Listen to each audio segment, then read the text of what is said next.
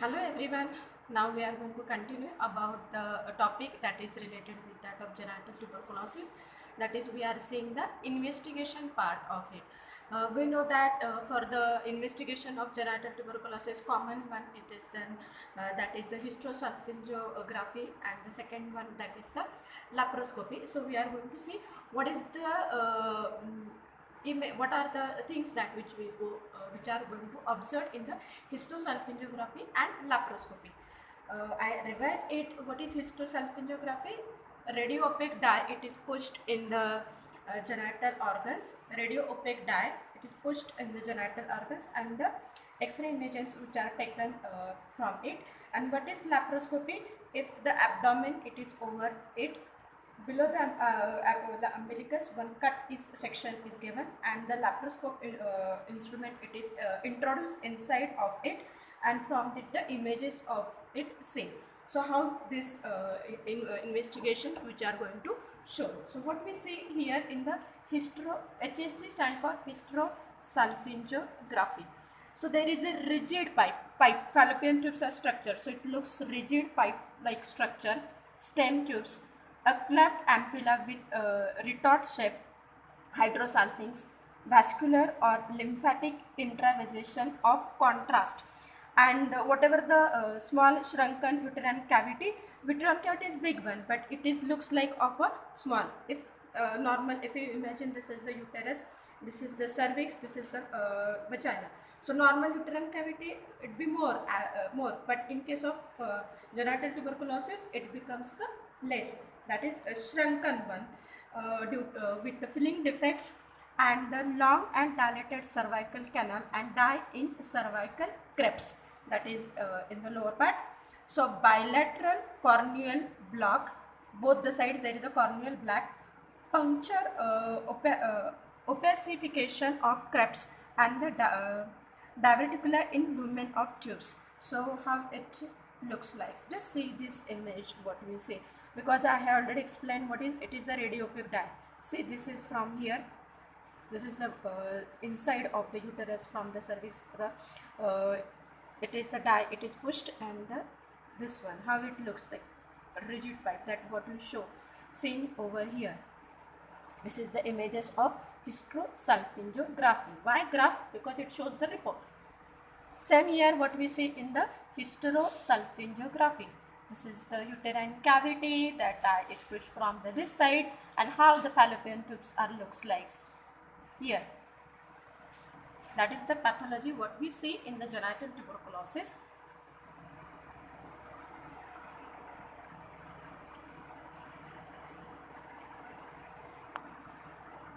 So what we see, this is the some problem with that of the vascularization inside of the uterus. This is the second image what we see. The problem with that of genital tuberculosis becomes narrow. These are the different images. Both term ends of the tubes are that dilated here.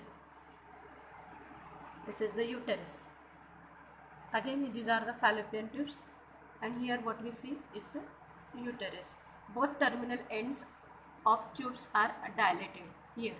These are the terminal ends of the tube. Next here, it is bedded appearance more on the left side. This is bedded appearance on the left side. This is the body of the uterus, corpus. Second, it is beaded appearance more on the left side here. This is the body of the uterus, and this side it is the fallopian tubes. Again, this is the body of the uterus, this is the fallopian tubes. This is on the hysterosalpingography, and on the laparoscopic how it looks like.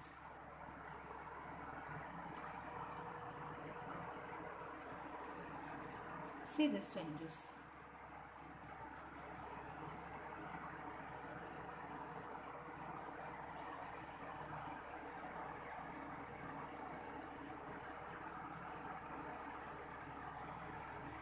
That is changes that takes place in the uterus due to the now differential diagnosis.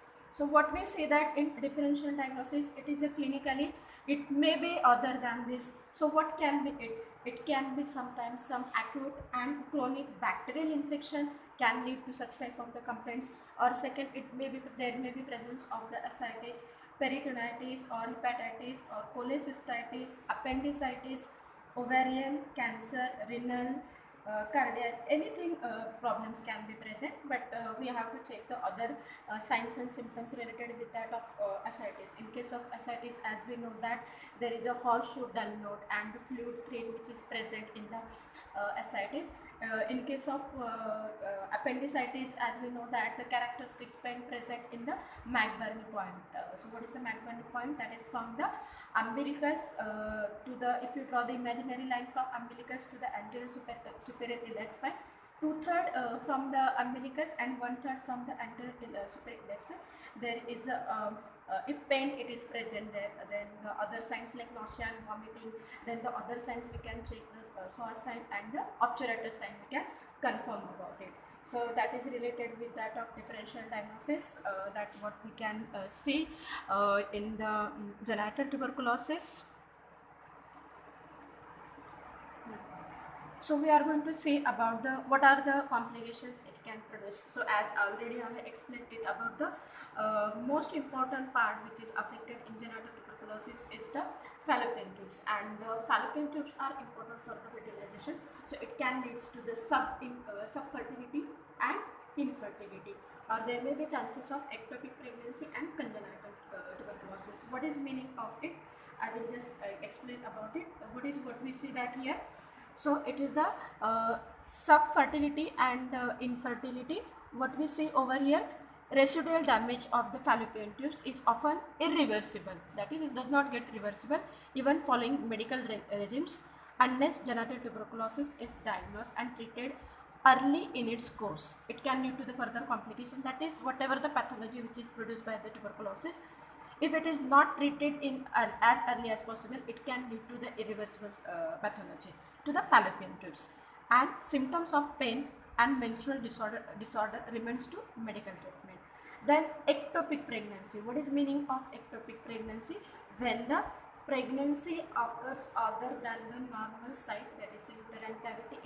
If it is present anywhere than the other side, then it is called as ectopic pregnancy. Ectopic, something than the other side, something to the normal, means except that normal side, if it is present anywhere others, then it is called as a ectopic. So ectopic pregnancy, risk of ectopic pregnancy following medical treatment is estimated to be about some 33 to 72%. Congenital tuberculosis, rare but potentially serious complications and overwhelming systemic infection in the newborn, has considerable morbidity and mortality. So the management of it. So when you diagnose that yes, it is the tuberculosis, then what we have to do, that is points that we have to follow it. Just rule out active tuberculosis at any other site. What happens? It may get affect to the other parts. If it is to the spine, then it is called as a pot spot. That is, it can affect other side because it can spread via lymphatic, via blood, or direct spread can be there. So know the extent of genital lesion. Well medical management can cure the lesion, and is pregnancy possible following the treatment? These are the questions. It depends upon the at which stage the patient comes and how much that early. If it is early treatment, it is given properly, it gives the good results, and treatment depending upon that, the pregnancy chances are depend on if that is related with the management. So next, that is the treatment indications. If there is a persistent and recurrent disease, that is pelvic mass, pelvic pain, abdominal bleeding, despite adequate treatment is there, then we can think about the surgical treatment. If there is a persistent non-healing fistula or multi-drug resistance disease is there, and if there is a concomitant neoplasia of genital tract, then we can think about the surgical treatment. Then chemotherapy should be precede surgery by 1 to 2 weeks. Surgery should be done at mid-cycle in pre-menopausal age group, and CT should be continued for 6 to 12 months post-op, and premenopausal save ovaries if normal, otherwise TAH with BSO followed by HRT. HRT stand for hormone replacement therapy.